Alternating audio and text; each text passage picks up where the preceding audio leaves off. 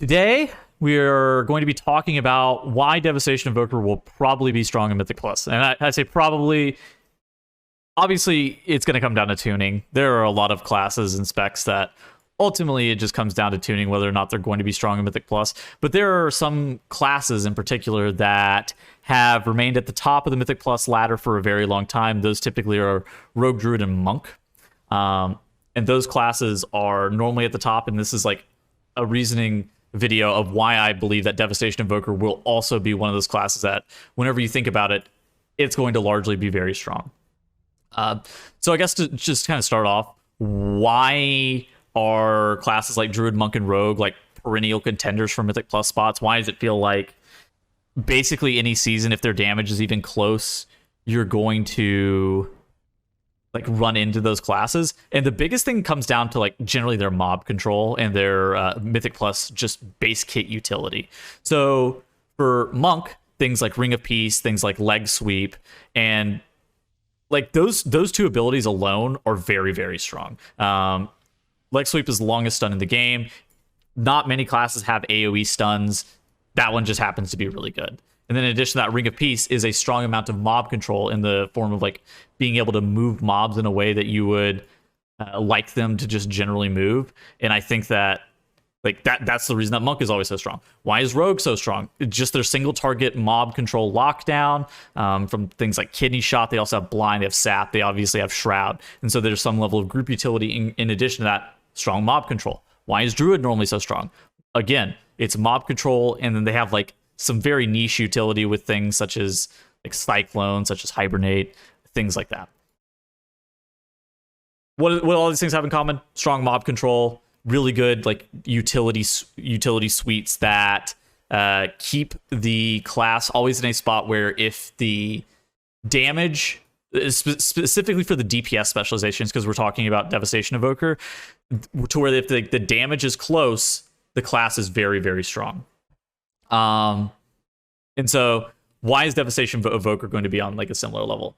And like the Evoker's kit is strong and honestly on a similar level to these classes. So let's kind of, the first thing I'm going to talk about is the damage profile.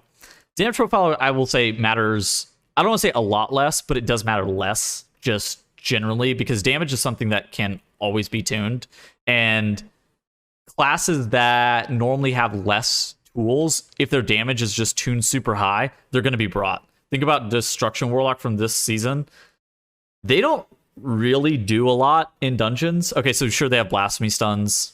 Sure they have like Shadow Fury, but like compared to a lot of other classes, they don't really bring a ton. And they have like Imp Dispel. So they're not like a total bystander to a key, but they're not a class that we see all too often.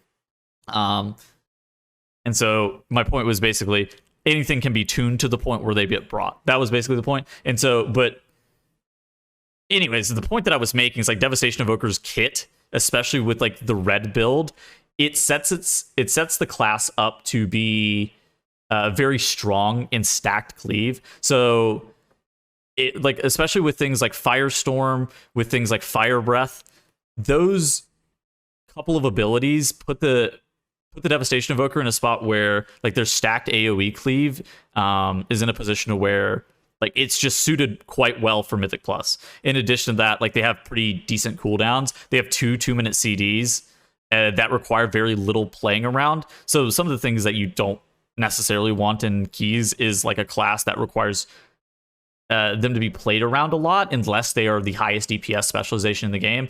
Devastation Evoker is a class with like the cooldowns of Deep Breath and Dragon Rage, where it's like their CDs don't really need to be played around that often. And so their damage profile on AoE, specifically with the red build, it puts them in a position to where they're suited damage-wise to be pretty okay. Like most classes can talent into areas, at least speculatively, to where they should be fine in Mythic Plus.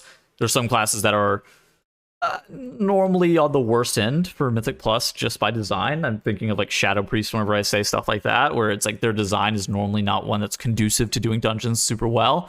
But Devastation doesn't have this problem. So like their damage profile is not something that's going to be of a massive hindrance, at least on a conceptual level.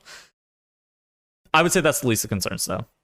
The biggest thing is going to be like the utility. And it's like what I was talking about with the monk, the rogue, the druid's kits, and like what does the utility really provide to groups. So get ready. The evoker, specifically Devastation, has a ton of utility. So first off, they have knockback and knockup on a 45-second CD, or okay, it's on a minute and a half CD, but you have the ability to be able to talent it down by 45 seconds. One of them, either the knockup or the knockback. It's like tail swipe and something else. And that's from the Drakthir just race in general, and that's broken. Like it is very powerful. You get, so the knockup, I thought it was initially going to be a stun, but it's not a stun. But then on top of that, they also have a knockback, and that's just from the race. And so those are things that you were really, really happy to see in a kit. Is just like we talked about Ring of Peace, and we talked about Typhoon, where we were speaking about Druid and Monk, and Drakthir has something like that, where you're able to move mobs reliably. They also have good mobility with Hover. I don't understand how this is an ability. It's like ice flows, but unbelievably good, and their mobility with Hover is just quite powerful. I will say. And then I would say they're defensively all right. They're not the best class I've ever seen defensively. So Obsidian Scales, they have a 20% DR. That's baseline 2.5 minutes that you can talent it down to 1.5 minutes. It gives you 200% increased armor whenever you press it. Actually, it's not even 20% DR. It increases your armor by 200%, and it reduces your magic damage taken by 20%, and it lasts 12 seconds. So it's okay. It's worse than Barkskin. It's not the best defensive I've ever seen. But one of the biggest things with Evoker I've seen is like they have solid passive sustain, is how I described it. They keep themselves propped up with the amount of like self-sustain and self-healing that they can even do. I even have some like logs. Let me pull up these logs in this dungeon that we just did. It's like the Evokers are doing not an insignificant amount of just totally passive healing with things like living flame. They're able to slam down like an Emerald Blossom or even cast rescue whenever they want it. It's really easy to keep yourself kind of propped up HP wise.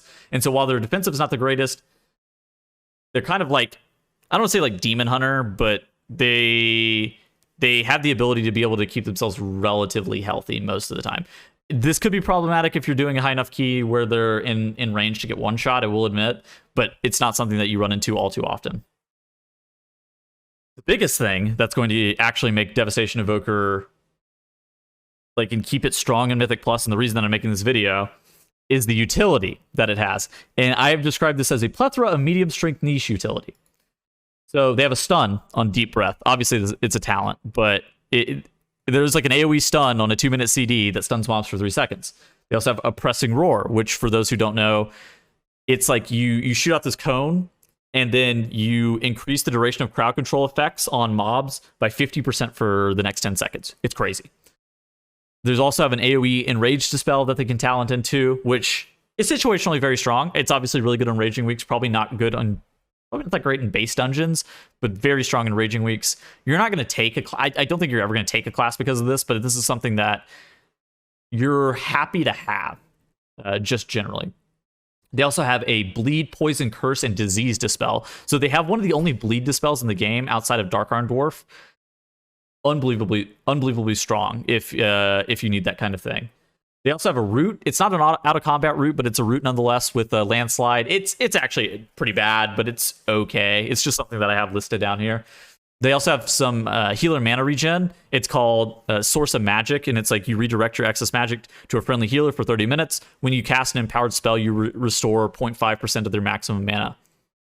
It's good. Like, it's going to keep them propped up mana-wise. It's more of a thing for raid, I will admit, but just completely passive, you're never upset to have that kind of thing. And then one of the biggest things is they have this ability called Zephyr, which if you talent into it, it's a party-wide, so it's got some use in raid, but we're focusing on Mythic Plus. It's a party-wide 20% DR against AoE effects. So it's like AoE Feint, but it's on a 20% damage reduction. Very, very strong. It lasts for 8 seconds. Like that button by itself is incredibly potent. These are all things that are in the class tree, by the way. And so obviously Preservation can have access to them, but Devastation DPS specs are generally going to have more flexibility with what they are and are not able to talent. So I think that like just the amount of good utility and like medium strength utility that the Devastation Evoker brings, that's going to put this in the position where it's going to be perennially very strong for Mythic Plus and be in a spot where I feel like it's got power crept to the point where this is a class where if the damage is close or the damage is competitive, it will almost always be brought. You kind of are going to have to battle against 15-year-old metas for like how many people play mage and that kind of thing. Or I guess maybe even 5-year-old metas if you want to talk about like since the history or the introduction of Mythic Plus, you may be battling against that. But Devastation Evoker is certainly in a spot where it's been power crept to a point where the amount of utility that it brings and the abilities that it has, and just like the design of the AoE that it's doing with this red build, is something to where it's going to be a force for Mythic Plus, and it will definitely be really, really strong. I would not be shocked if multiple seasons in Dragonflight you see Evokers in the top comps. All right. Overall, that's going to be it for me today. I hope you guys enjoyed the video. If you guys did enjoy, come check out my stream. Check out all the stuff down in the description below. Like the video, please, as well. And I will see you guys in the next one.